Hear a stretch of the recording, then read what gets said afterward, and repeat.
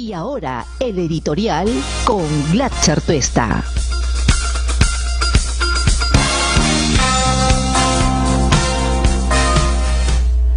Ayer o ya en la madrugada de hoy, como más o menos pasaba de manera frecuente en los 90, entre gallos y medias noches, para simular una maratónica sesión que quiere dar cuenta de lo abnegado que es el trabajo congresal y que están haciendo todo su esfuerzo para resolver los problemas que ahí tienen entre manos, pues aprobaron en la comisión permanente algunos hechos que, digamos, de todas maneras son importantes, son significativos, pero que sin duda no son suficientes.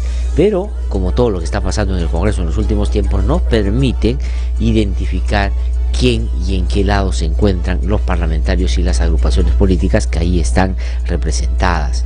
Ayer en la comisión permanente, a recomendación del grupo encargado de formalizar o de desarrollar las acusaciones constitucionales contra algunos personajes vinculados al sistema de justicia y al Consejo Nacional de la Magistratura, pues fueron debatidos en la comisión permanente, y esto es el paso previo para que ya en el pleno se pueda o no aprobar lo que ahí se ha dispuesto. ¿Qué cosa es lo que se discutió? Bueno, el inefable señor Inostroza Pariachi, este personaje a quien los que trabajamos en el periodismo y sobre todo hemos seguido de manera muy frecuente los temas relacionados con la administración de justicia, y que hemos siempre tenido la voluntad de evitar que personajes nefastos y con trayectorias poco dignas y con trayectorias muy oscuras y con cuestionamientos muy serios lleguen a la judicatura, pues conocemos Inostroza Pariachi hace 7 u 8 años. Recuerdo yo que hacia el 2010 y 2012, cuando yo ya hacía referencia a lo que finalmente el tiempo nos ha terminado dando la razón, era Inostroza Pariachi en ese momento, pues llamó y me dijo que él no era, que esto era subjetivo y que él realmente era una gran persona y que no estaba inmersa y nunca lo estaría en situaciones que pudieran siquiera poner en cuestión su ética y su moral.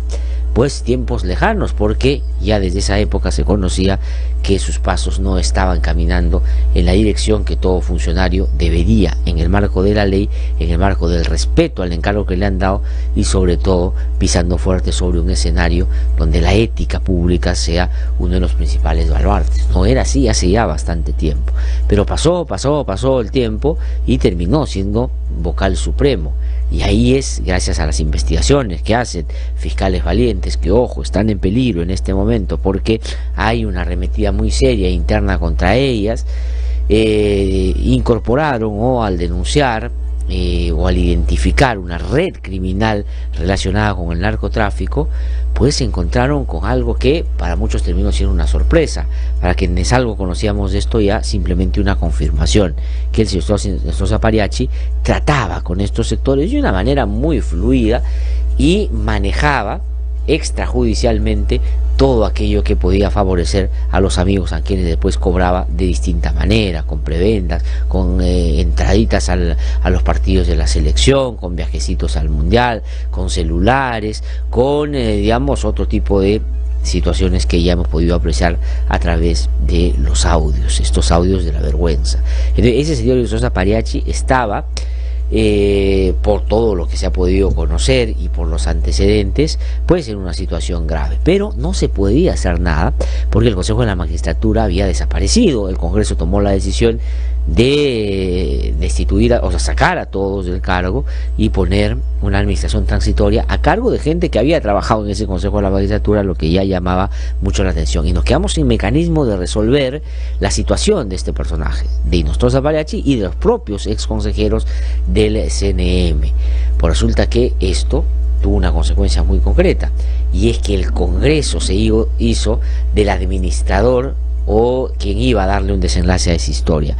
Y como ahí hay intereses, como ahí hay apetitos, como ahí hay voluntad de impunidad, el fujimorismo y el APRA le hicieron larga para no sacar a Inostroza Pariachi de la judicatura. Aprecia que el presidente del Poder Judicial ha insistido muchísimo que le den facultades para tomar decisiones inmediatas, no se las dieron, porque ellos querían hacerse cargo.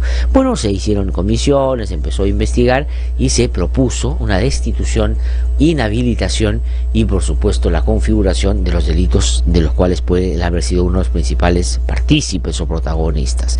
Pues bueno, ayer ya la Comisión Permanente del Congreso, paso previo para que el Pleno termine dando o cierre este episodio, pues decidió efectivamente acusarlo constitucionalmente, decidió inhabilitarlo a Inocencio Aparici y hasta ahí todo perfecto. Y empezaron a configurar aquellos delitos por los que consideran el propio Ministerio Público tiene que investigarlo. Hay, digamos, tráfico de influencias, hay una serie de delitos.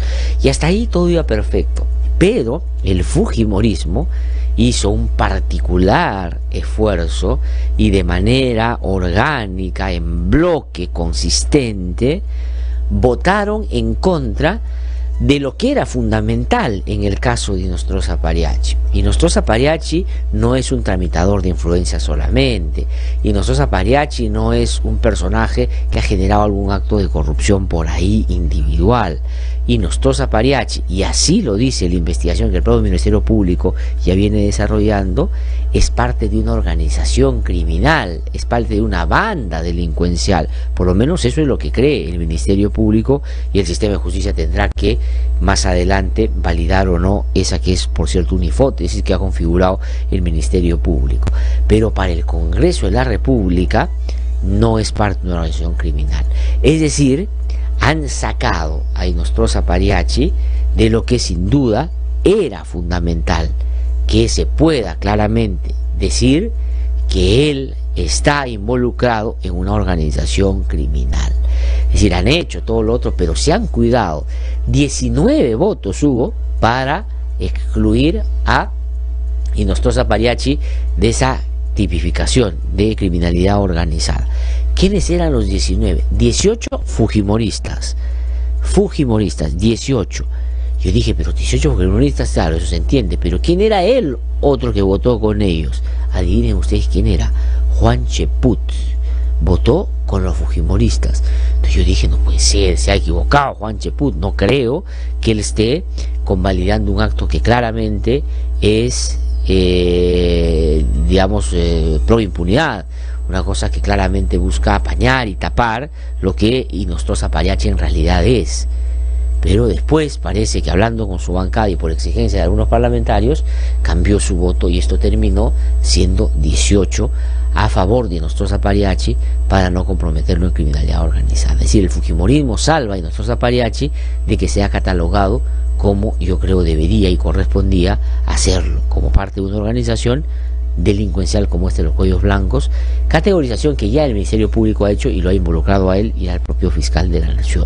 Entonces se ha avanzado un tramo, pero finalmente se ha cuidado de no involucrarlo en esto, que es lo que probablemente más complicaciones le puede traer. Pero ¿qué cosa va a significar eso? Que el señor Inostroza Pariachi, porque tiene la protección de los fujimoristas, se salva de que lo puedan incluir en investigaciones de criminalidad organizada. No, porque el Ministerio Público perfectamente podría investigarlo por eso y determinar ahí que hay una responsabilidad, y luego con elementos que considere que son fundamentales pedir al Congreso que levante el fuero para esos temas. Entonces yo creo que, si bien es cierto, le han dado la mano ahora, pero más temprano que tarde, ojalá con la diligencia que le caracteriza a quienes tienen a cargo esta investigación y que en estos últimos tiempos están siendo la obsesión del señor Chávarri para manejar esos casos, pues no se dejen intimidar, profundicen y Inostroza Pariachi dentro de poco esté donde tiene que estar, vinculado a lo que eran sus amigos, sus hermanitos, sus compinches, sus patas del alma, con los que todos los días tramaba alguna historia ilegal, como hemos podido apreciar todos a través de los audios. Ya el señor ni siquiera se defiende de lo que éticamente eso puede significar, es decir, que ya es una vergüenza pues que estas cosas pasen como funcionario, le pasen como funcionario, y eso ni lo discute, porque la escala de valores del señor Inostroza es muy parecida al fujimorismo, donde la ética y la moral no existen ni como concepción y menos como comportamiento, como ustedes han podido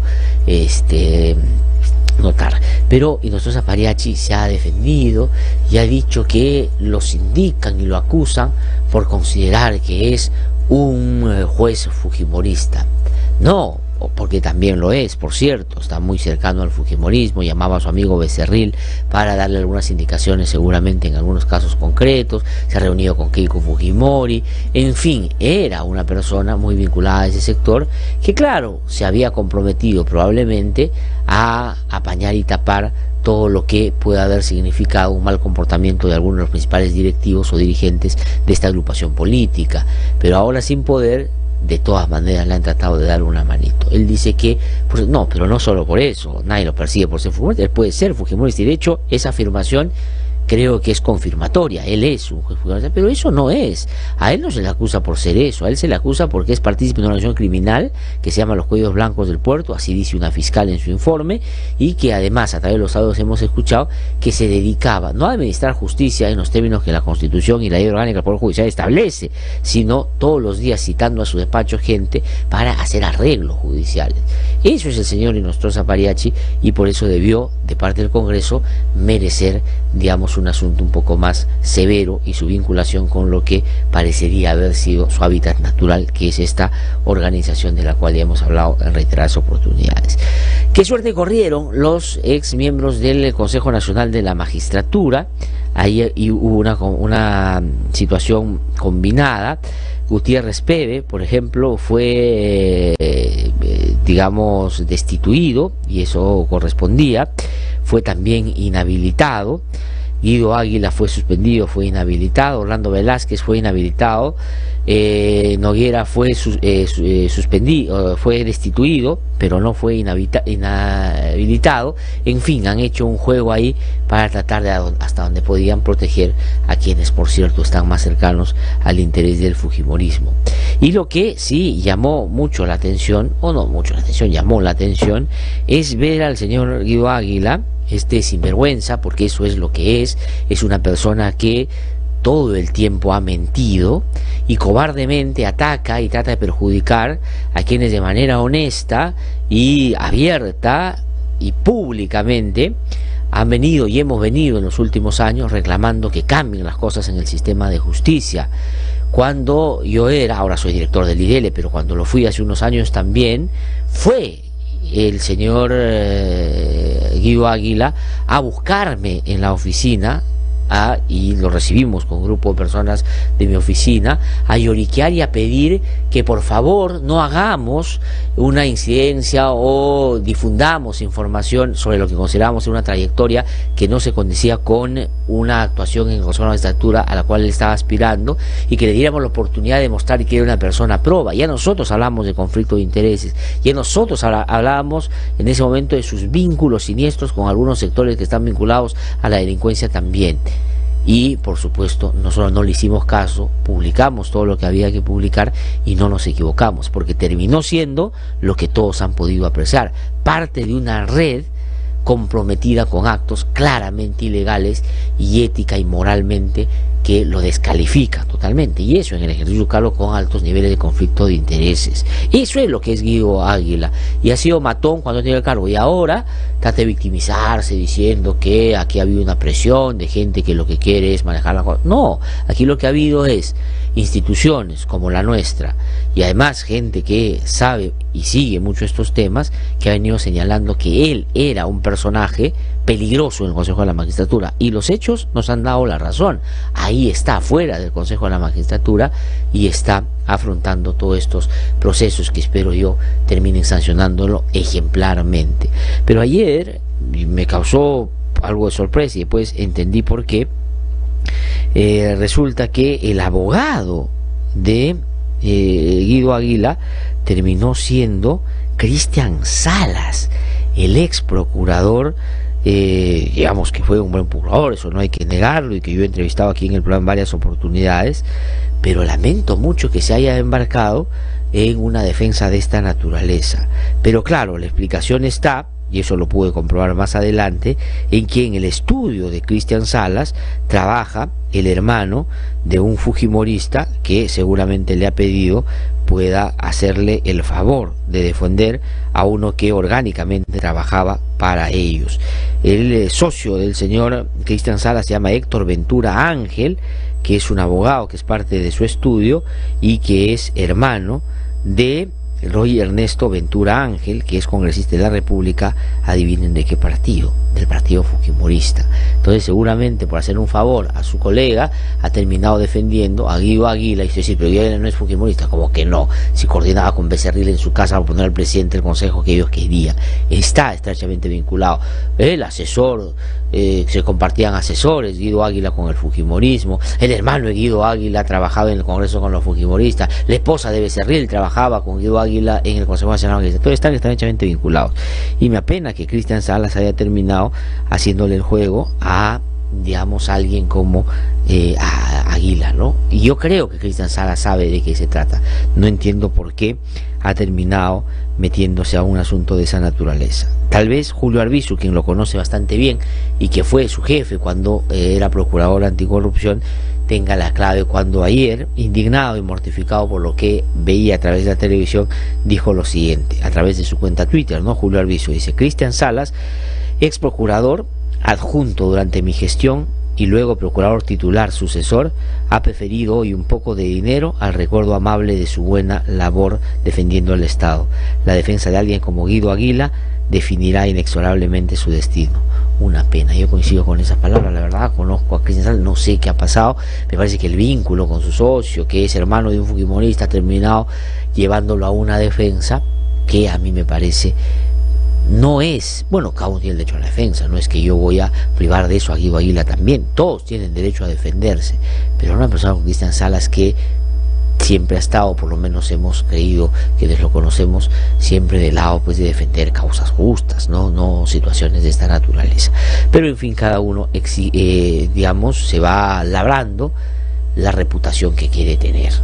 Eso es así en cualquier instancia de la vida o en cualquier circunstancia, por cierto. Pero eso es lo que ha pasado ayer en el Congreso de la República. Son las 7:21 de la mañana. Hay otras novedades que son interesantes. El partido Perú Podemos, que tiene como candidato a la Municipalidad Metropolitana de Lima al señor Daniel Urresti, que está acusado de haber asesinado a un periodista, cosa que no es un asunto menor, en 1988. Ayer, como era más o menos fácil de esperar, se fue a la sala penal porque hizo su alegato final, acompañado de su esposa y de su hija, hizo un show, y los periodistas, claro, muchos de ellos seguramente, o algunos de ellos, que yo sé, habían previamente coordinado, pues trataron de preguntarle a la esposa y a decirle qué siente la persecución a su esposo. Armaron ahí una escena que por supuesto ha montado, porque no tengo la menor duda que eso ha sido así, porque cuando legítimamente Margarita Patiño, esposa de Hugo Bustíos, cuando iba a reclamar justicia y estaba Urresti ahí, a quien se le acusa de haber sido partícipe de ese asesinato, pues él la deslegitimaba o acusaba a todos los que iban ahí, los insultaba inclusive. Y ahora pide respeto por lo suyo. Hay que respetar, por supuesto, a la esposa de la hija de Urresti. Nada tienen que ver con esto que se le imputa a Urresti. Pero este personaje ahí ha dado muestra de que no le importa nada. Y no le importa nada porque, claro, se siente cerca ya del triunfo a la Municipalidad de Lima, cosa que yo creo que efectivamente se puede concretar por cómo se están moviendo las cifras y por la sensibilidad y la manera como él ha venido haciendo su campaña en los últimos días. Pero a mí me parece, y lo dije ya ayer y lo reitero ahora, eso me parece realmente inaceptable.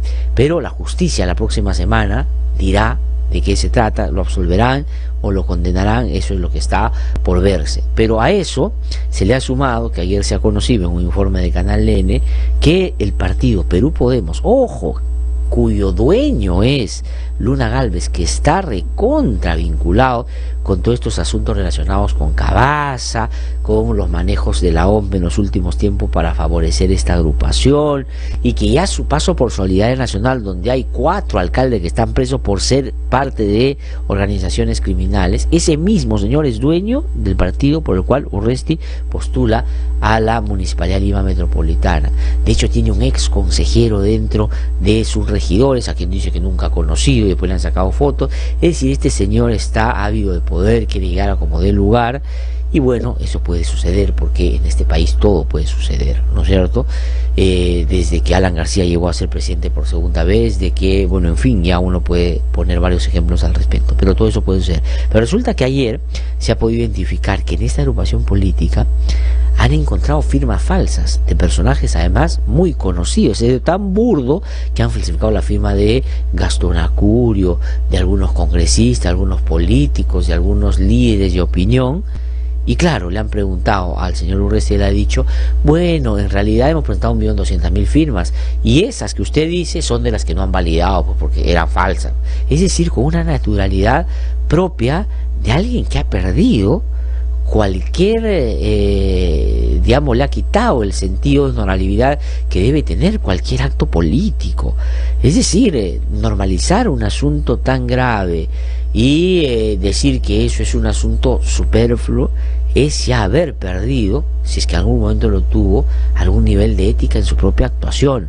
Y hoy lo que lo motiva es, claro, tratar de ganar en la política terreno para tratar de justificar o seguramente de desarrollar una argumentación, una coartada de persecución si es que algo le pasa en el juicio que se va a definir la próxima semana. Y eso me parece que no honra a alguien que dice luchar contra la corrupción y estar a favor de los principios y basamentos democráticos. El señor Urresti ha tenido una participación política notoria y ha tenido y tiene reacciones que me parecen para la política audaces y a veces hasta inteligentes, pero mientras él no resuelva el problema serio que tiene de cargar sobre la espalda lo que puede haber terminado siendo un acto grave de violación de derechos humanos, en general tiene que estar con toda la disposición de que eso se haga y no como ha venido en los últimos tiempos, tratando de desacreditar a los testigos, insultando, amenazando, montando shows y espectáculos. No lo hace bueno el que hoy día tenga una aprobación importante de cara a la Municipalidad de Lima. No lo hace mejor.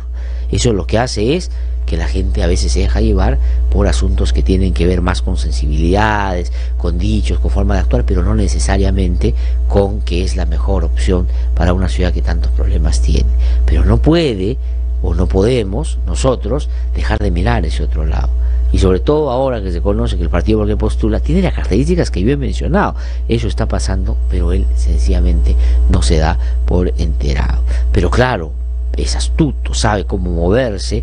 El otro día, cuando Ricardo Belmont salía, me parece, de una entrevista, se le acercó y lo desarmó a Belmont, lo dejó totalmente fuera de juego porque le hizo decir que él no va a debatir con el Reyardo a la hora del debate, y lo hizo de una manera que terminó haciendo creer, tengo la impresión, a Belmont que le está dando la razón en algo, cuando en realidad lo estaba, digamos, poniendo, me parece, en una situación no muy ventajosa. Pero es así. Cuando habló en el último debate, se dirigió a la gente, habló de su historia, porque es lo que quiere ganar, por supuesto, y no le importa para ese propósito hacer lo que tenga que hacer, ¿no es cierto? Y saben ustedes que ahí los escrúpulos no son ni siquiera un parámetro, ¿no? Son las 7:29 de la mañana.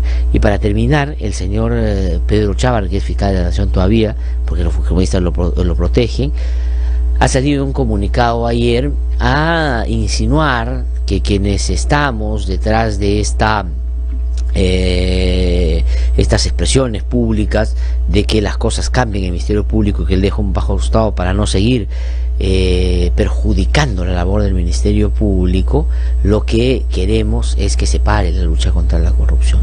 Al contrario, señor Chávarri, para que la lucha contra la corrupción se pueda fortalecer, hay que sacar a los que son los amigos de los corruptos, a los que se tratan por teléfono como hermanitos con quienes están vinculados a la criminalidad organizada, a las que están sosteniéndose en el Ministerio Público solo por el rabo de paja de los colegas que hacen mayoría en las Fiscalías Supremas.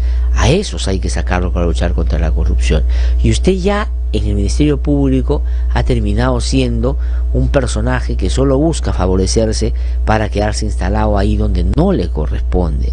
Usted dice, a mí la Junta de Fiscales me nombró, pero mire usted qué Junta de Fiscales, mire usted qué gente está ahí tan cuestionada como usted. Y entonces yo lo mínimo que le puedo pedir al señor Chávarri es que se defienda, pero no ni insinuando, atacando, ni menos lanzando algunas amenazas. No solo porque no nos van a asustar, sino porque no es correcto. No es correcto que un funcionario de su nivel esté en medio de una situación, salvo que, movido por las circunstancias y asustado por los apremios cotidianos que hoy día está padeciendo, pues termine saliendo aquel que siempre ha tenido usted en su accionar, un personaje oscuro y un personaje que, digamos, puede también hacer lo que sea para quedarse en el poder. Pero bueno, el tiempo va a pasar, seguramente más cosas se van a conocer y seguramente dentro de poco estaremos hablando de una, digamos, situación penosa, pero como una anécdota de alguien que quiso hacer del Ministerio Público su búnker para tratar de blindarse de las investigaciones. Son las 7:30 de la mañana. Claritos, tengo que ir a una pausa, ¿no es cierto?, para hacer nuestro recorrido por las regiones. Eso es posible gracias a la Red Nacional de IDL Radio. Sí, voy a una pausa y regreso en un instante. Hemos presentado el editorial con Glatzer Tuesta.